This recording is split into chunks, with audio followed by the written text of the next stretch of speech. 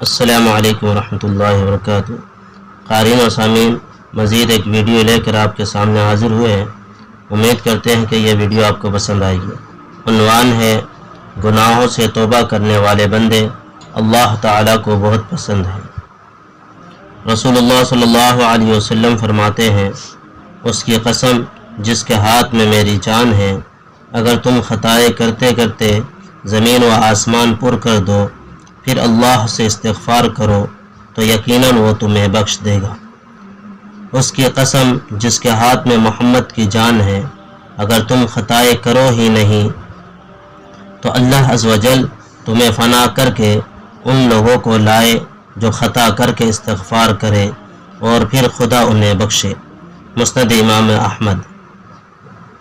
حضرت ابو ایوب انصاری رضی اللہ تعالی عنہ اپنے انتقال کے وقت فرماتے ہیں، ایک حدیث میں نے تم سے آج تک بیان نہیں کی تھی، اب بیان کر دیتا ہوں کہ میں نے رسول اللہ صلی اللہ علیہ وسلم سے سنا ہے کہ آپ صلی اللہ علیہ وسلم نے فرمایا، اگر تم گناہ ہی نہ کرتے تو اللہ عز و جل ایسی قوم کو پیدا کرتا جو گناہ کرتی پھر خدا انہیں بخشتا۔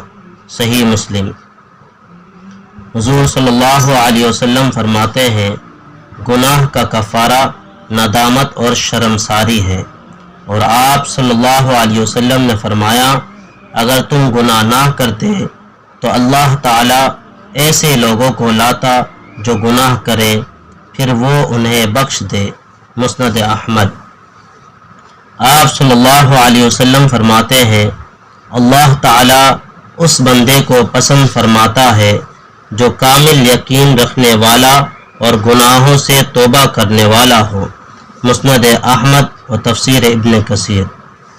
نوٹ و فائدہ، ان حدیثوں کا یہ مطلب نہیں کہ اللہ تعالیٰ کو گناہ پسند ہے، بلکہ ان حدیثوں کا مطلب یہ ہے کہ گناہوں سے توبہ کرنے والے بندے اللہ کو بہت پسند ہے، لہٰذا گناہگار بندے اللہ کی رحمت سے نا امید نہ ہوں بلکہ گناہوں سے توبہ کرے، اللہ تعالیٰ خوش ہو کر معاف فرمائیں گے۔